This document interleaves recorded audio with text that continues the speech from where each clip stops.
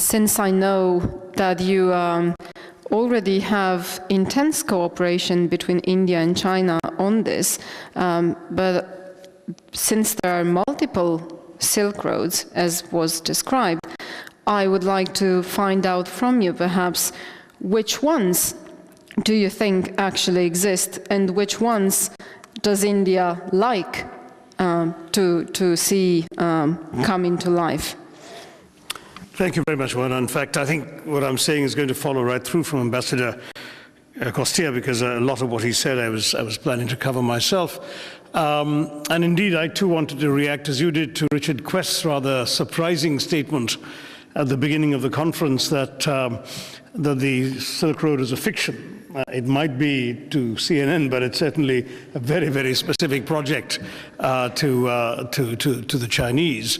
And indeed, Andrea's comment about this being a discussion of the periphery, I'm sorry to tell you that when it comes to the Silk Road, it is Europe that is on the periphery, and I think you better get used to it. The romantic concept, actually, of the historic Silk Road, by which these camel caravans are winding through the deserts and mountains of Central Asia, and the maritime Silk Route through which Admiral Zheng He steered his naval armada across the Indian Ocean 7 times between 1405 and 1433. That image is what was summarized with this phrase by the German geographer Ferdinand von Richthofen, who used the word Seidenstraßen, Strassen, I suppose it should be, in 1877. And so he was referring specifically to both the overland Silk Roads, which stretched from West China to the Mediterranean, and the maritime Silk Road, which went from Southeast China via India and Sri Lanka to the Gulf countries and even the East African countries. And of course, it was, as Oana said, it built up from the ground up. There was tremendous amount of trade and commerce, Chinese silk and tea, Buddhist scriptures, Indian music and dance. All these things traveled through these 2 routes.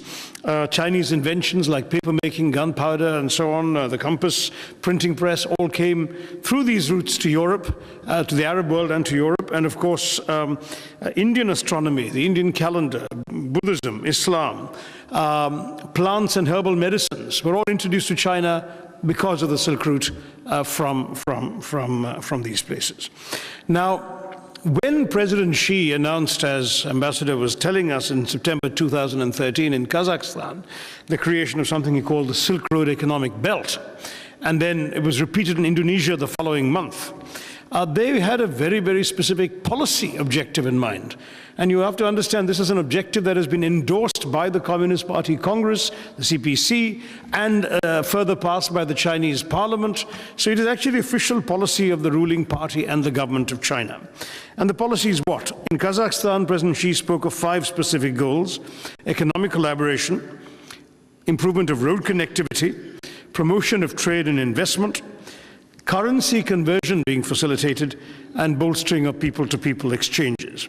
And in Indonesia, they added for the maritime Silk Road the following objectives: maritime cooperation, again sea connectivity, scientific and environmental research, and fisheries development. And these became the arguments that the Chinese were making to push it. And indeed, I think Ambassador Costa is totally correct. There's also a strong domestic imperative. The gap between Eastern China and Western China has increased through the development of China. And now they want to deal with the energy and environmental bottlenecks this is created for China by shifting more and more growth to central, western, and southwestern China. And he's already mentioned that, so I won't go into detail. The Chinese have also got specific platforms, mechanisms to make all this work. The Shanghai Cooperation Organization, they've just invited India to join it as a full member. The so-called Bangladesh, China, India, Myanmar corridor, that's a Chinese invention. We don't really see such a corridor, but they want to create it. The China-Pakistan corridor, which is very real. Then the railway that Ambassador Costea mentioned from Chongqing to ports in Germany, Holland, Poland. And the energy corridors the Chinese have been building between China and Central Asia, between China and Myanmar. Just now, our friend from the Asian Development Bank was talking about the pipeline from Tajikistan, which has been built with astonishing rapidity in 18 months. So all of this is very much part of a coherent Chinese Silk Road strategy, and you must appreciate that. How is it going to be financed? Well, it's no accident, comrades, as they used to say in the old Soviet days, that the BRICS Development Bank and the Asian Infrastructure Development Bank have been created. These are both new institutions. The BRICS Development Bank is going to be headquartered in Shanghai. The first president will be from India. And what they're trying to do in them is that China will have a prominent role in each of them. They'll have the strongest vote. They'll have the largest contribution to make. And clearly, they will use these institutions to provide financing for programs they want to finance. The Maritime Silk Route is a little more problematic. And that's because there are legitimate geopolitical anxieties for the target countries. The Chinese have tried to present the Maritime Silk Route in very positive, benign terms. And indeed, there are some facts. I mean, there's a wonderful inscription near the Sri Lankan port of Galle, which I've seen, that was set up in 1410 by Zheng He, in 3 languages, Chinese, Persian, and Tamil, Tamil being the language of South India, in which he called upon the blessings of the Hindu gods to bless a peaceful world built on trade. So 600 years ago, Chinese is calling on Indian gods to bless a sort of Chinese trade expansion into Asia and East Africa. It's quite remarkable. But what you have to remember is that Zheng He's was not merely a benign trade expedition. These 7 expeditions involved very serious geopolitical penetration. It involved use of military force in Indonesia, in Malaysia, in Sri Lanka, and in India. They installed friendly rulers, often getting rid of unfriendly ones, controlled strategic checkpoints. Zheng He intervened in the dynastic politics of Sri Lanka, of Sumatra. He captured rulers, kings, and brought them back to Nanjing, the Ming capital, where they were executed. He captured the great symbol of Sri Lankan political sovereignty, the tooth relic of the Buddha in Kandy. So this was an expedition that did regime change, that had very serious military intervention, under the pretext of ushering in a harmonious world order under the Chinese Son of Heaven. So that's why one has to be a little cautious in understanding the geopolitical implications of this. So to summarize the positives, the Silk Road initiative of the Chinese government, especially with lots and lots of Chinese money, Chinese investment coming in, could be positive, could boost the economies of several countries in Asia and Europe. As I said, Europe is a somewhat marginal player in the Chinese project, but it will end up in Europe. The overland routes will, and therefore Europe too will potentially prosper. And of course, for China, the success of the Silk Road concept will open new avenues for investing its vast monetary reserves, for both domestic benefit, as I said earlier, and also for international purposes.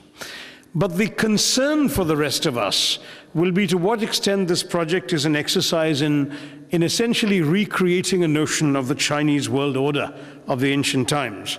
There's even a word for it that I can't pronounce, but I'm sure Ambassador Costia can, the Tianxia, I believe it's called.